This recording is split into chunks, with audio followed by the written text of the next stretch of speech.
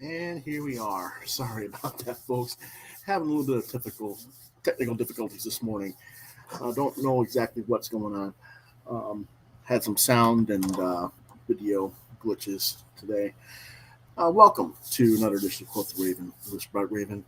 I'm your host, Lewis Bright Raven, 29-year veteran writer, artist, and editor of science fiction, fantasy, comics, horror, and role-playing games.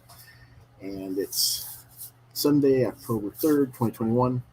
We're doing book reviews, at least one book a day, every day for the month of October. And today's book is The Humans by Matt Haig. I showed the book yesterday and I took it back to the library, so I don't have it with me, but we can discuss it without having the actual book, since it's not a graphic novel. It's just a regular prose fiction book. It's a science fiction story. And let's go ahead and call that up.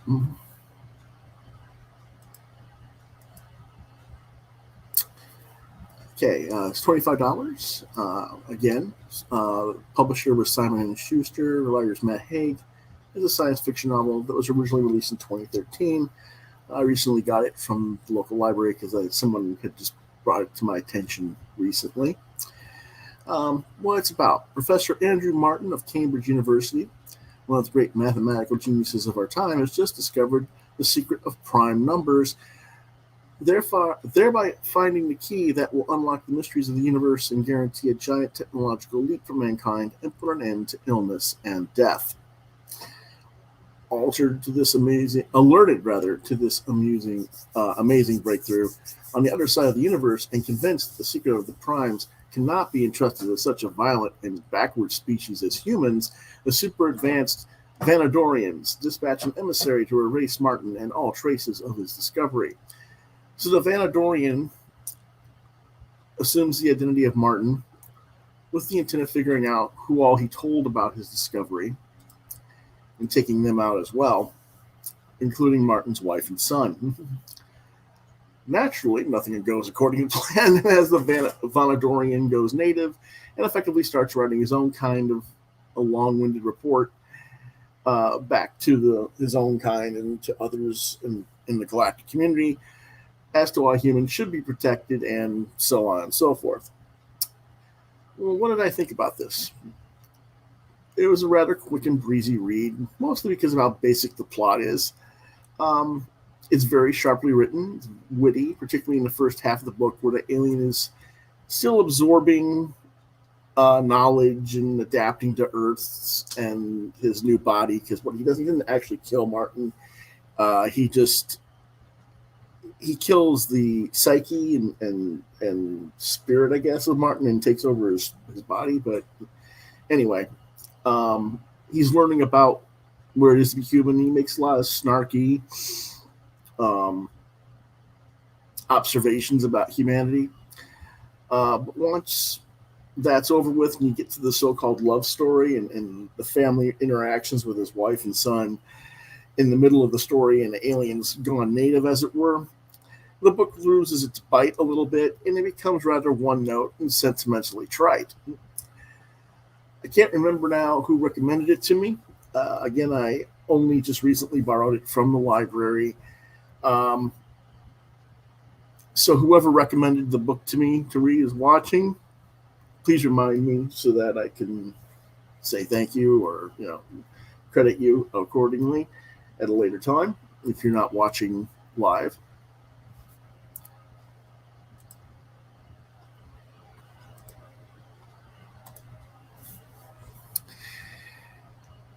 And I thought the overall story was okay.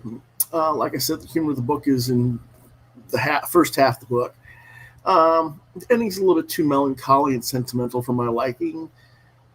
Or maybe for me, it's just once I would like the alien who was sent to Earth to destroy humanity, or at least a part of humanity, to see the good in humanity, but still follow through with their task at hand.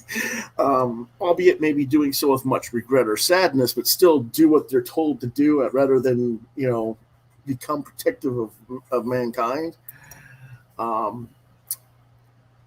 I just think it gets silly that we're all so plucky and quirky that we always seem to win the aliens over.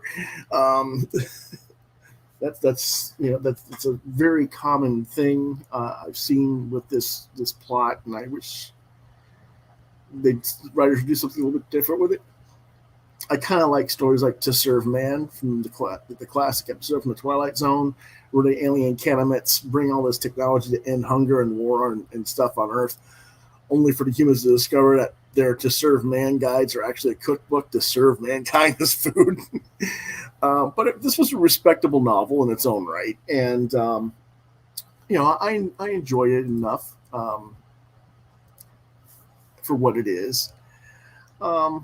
I do recommend it for ages 14 and up. There's a little, it skews a little bit older, I guess. But I would say that the reason I would do the 14 and up is because the youngest character is a teenager, as far as I can remember. That's the son, and everything about the storyline is more geared towards a more mid to late teen or older audience. I don't think younger kids really get into it that much. So I give it a 3.5 stars, and that's pretty much all there is for that. And a rather short episode, but that is what Booktober is supposed to be relatively about. Now, I'll be back in a little bit, probably about 1 o'clock p.m. this afternoon, to do a live draw where I'll be inking this piece from last week, the Cthulhu piece. If you were looking for that, waiting for me to do that, that'll start at 1 p.m. this afternoon, Eastern Standard Time. In the meantime,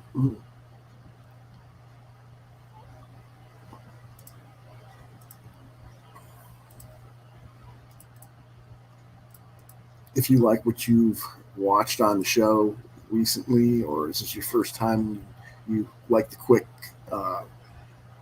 review on this, I do a lot more reviews on multiple books usually. I'm just doing a Booktober one at a time a day usually, although that might be a little bit altered as Booktober goes along. But if you like this video or you think others might, please hit the like, share, and subscribe buttons to continue to get support from this channel. As always, the Raven thanks you for your support. If you want to reach out to me, you can go to Facebook at lewis.brightraven, at Twitter at lewisbrightraven2. You can see my other artwork at deviantart.com/brightraven. You're watching Quoth the Raven, Lewis Brightraven, exclusively on YouTube. And if you want to email me with questions or comments, or you want to commission me for some artwork or something, Quoth the Raven LBR72@gmail.com is the best address to reach me at. And I'll usually get back to you within 24 hours. If for some reason I don't answer your questions live on air, sometimes your question isn't appropriate for on air, but if it is, usually I'll answer it either on air or directly, privately. But if for some reason I don't, try lewisbrightraven@yahoo.com. Once again, I want to thank you for watching. We'll see you next time.